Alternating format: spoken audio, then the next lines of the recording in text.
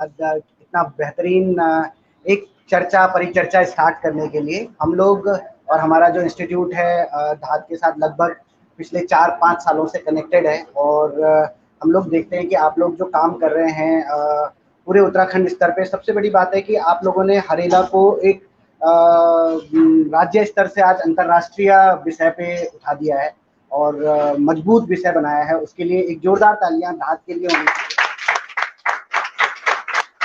2000 मेरे ख्याल से 14-15 से इसको राजभवन ले जा करके और मुख्यमंत्री जी, गवर्नर साहब उनके संज्ञान में ला करके आप लोगों ने जब इसको एक राजकीय पर्व के रूप में मनाने की शुरुआत करी तो बहुत ही बेहतरीन अनुभव था। निजी रूप में मैं आपको बताऊं तो मुझे खुद 2016-17 से 18 में, 19 में, 20 में मुझे बहुत सारे ऐसे लोगों के कॉल आते हैं जो उत्तराखंड में जॉब कर रहे हैं, बड़े डॉक्टर्स हैं, इंजीनियर्स हैं, अच्छी अच्छी जगहों पे हैं, डायरेक्टर्स हैं। वो पूछते हैं जबकि यार ये हरेला क्या होता है, तो लगता है कि आपकी जगह के बारे में कोई बाहर वाला भी जान रहा है तो वो बहुत बड़ी बात है। हरेला इकलौता ऐसा कार्यक्रम है पूरे वर्ल्ड में मेरे हिसाब से, because I have also travelled certain beautiful parts of the world, जहाँ पे हम एटीट्यूड ऑफ ग्रेटिट्यूड शो करते हैं टुवर्ड्स मदर नेचर। अगर मानव सभ्यता का जन्म चाहे कहीं भी हुआ हो, कोई लोग कहते हैं कि यहाँ जन्म हुआ, कोई कहते हैं ग्रीस में हुआ, कोई कहते हैं इंडिया में हुआ, वो कहीं भी हुआ हो, लेकिन अगर मानव सभ्यता को कहीं पे आध्यात्मिक ज्ञान की प्राप्ति हुई है तो वो हिमालय था। और ये हिमालय आदि कैलाश भी है, यही हिमालय माता पार्वती का कैलाश भी है, यही हिमालय में जब स्वामी विवेकानंद को भी ज्ञान चाहिए था तो वो बार बार यहाँ पे आए। जब महात्मा गांधी देश की आजादी के लिए लड़ते हुए उनको भी थॉट प्रोसेस चाहिए होता था तो then he used to come to Uttarakhand.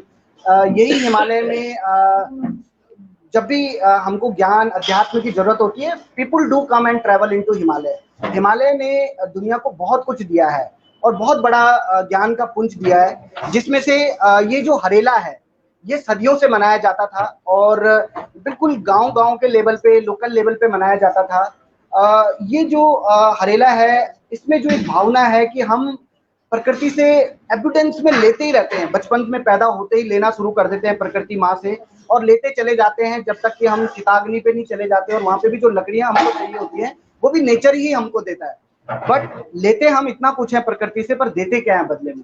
तो जैसे अभी प्रीति ने बताया, मैम ने बोला, ये एक फेस्टिवल है जो एक दिन का होता था, इसको धाद ने 1 महीने का बनाया और ये अब 365 की तरफ में बढ़ता जा रहा है। क्योंकि ये लोग सिर्फ पेड़ नहीं लगा रहे, उन पेड़ों को 365 दिन जीवित रखने की भी संकल्प लेते हैं। हमारे पुराने काफी स्टूडेंट्स हैं जिनको बैचेस मिले थे, उन्होंने मतलब लिटरली उन पेड़ों का ध्यान रखा और आज अगर आप अभी थोड़ी देर में नीचे जाएंगे तो देखेंगे वो पेड़ 10-10 फीट तक के हो गए हैं।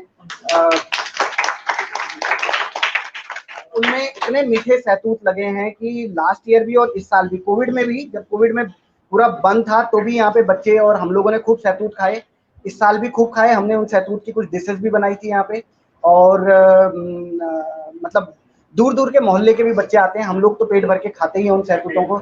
वो धाद नहीं लगाया था तो सिर्फ पेड़ लगाया नहीं, उसको बड़ा भी किया। और आप में से कई लोग मैं देखता हूँ सुबह अपनी बाइक को लगाने के लिए वो जगह के लिए भी वो करते हैं कि भाई मेरी बाइक इसी पेड़ के नीचे लगे ताकि उसको उस पेड़ को क्या मिले, उसकी छाया मिले। तो वो पेड़ इसी टीम ने लगाया, तो एक बार इस टीम के लिए वो जोरदार तालियां। और जैसा मैम ने बोला कि सिर्फ पेड़ लगाना भर मकसद नहीं है, उसको जो अन्न के साथ जोड़ा है, क्योंकि जो पहाड़ का अन्न है, जो ग्रेटिट्यूड हम देते हैं, नेचर को हम वापस देते हैं, वो बहुत बड़ा है। बिकॉज हम लोग तो होटल मैनेजमेंट वाले हैं, हम समझते हैं इस बात को कि अन्न को जब हम लोग वैल्यू एडिशन करते हैं, उसको प्रोसेस करते हैं, इंटरनेशनल फोरम्स में लेके जाते हैं, तो बड़ा नाम बनता है। और अभी पिछले कुछ सालों में बहुत बड़ी मुहिम शुरू हुई है पूरी दुनिया में, जिसको हमारे कुछ स्टूडेंट्स ने JW मैरियट बेंगलोर से स्टार्ट किया था। उन्होंने उत्तराखंडी कुजीन को बेंगलोर में 5 स्टार होटल में लॉन्च किया and within 7 days it was all sold up, पूरा सोल्ड अप हो गया था। अभी ताज ऋषिकेश ने ये इनोवेशन किया है उत्तराखंडी कुजीन से, JW मैरियट ने किया है, मसूरी ने, और अभी न्यूजीलैंड में जो हमारे कुछ शेफ्स हैं, स्टूडेंट्स हैं, वो लोग भी इसको लाइव देख रहे होंगे। वो लोग न्यूजीलैंड में इसको लेके जा रहे हैं, जापान में शेफ लोगों ने किया है। अभी लास्ट ईयर स्विट्जरलैंड से हमारे एक स्टूडेंट ने अपना वीडियो भेजा था कि जो उन्होंने यहाँ पे उत्तराखंडी कुजीन बनाया, उन्होंने स्विट्जरलैंड में उसको सेटअप किया, और वो बताते हैं कि वहाँ पे स्विट्जरलैंड में जो वहाँ के मतलब जो उत्तराखंड के लोग नहीं थे, they also loved it and really loved it, because हमारा जो अन्न है उत्तराखंड का, इट इज़ वेरी स्पेसिफिक। पहली बात, हमारा जो अन्न है हाईली न्यूट्रिशियस है।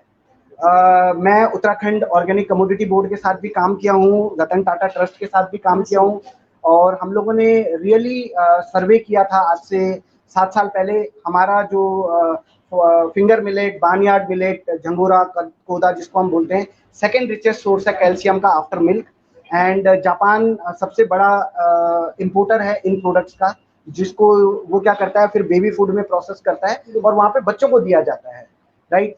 और उत्तराखंड में भी ओडीओपी प्रोग्राम के अंतर्गत प्रधानमंत्री कार्यालय से एक प्रोग्राम चलाया जा रहा है इसके लिए, जिसमें हमारा इंस्टीट्यूट भी सहभागिता कर रहा है फूड प्रोसेसिंग में, जिसमें इन ग्रेन्स मिलेट्स को प्रोसेस करके उनसे प्रोडक्ट्स बनाए जा रहे हैं। तो ये कुछ हो रहा है जो बहुत अच्छा हो रहा है, कुछ हो रहा है जो बहुत बड़ा हो रहा है।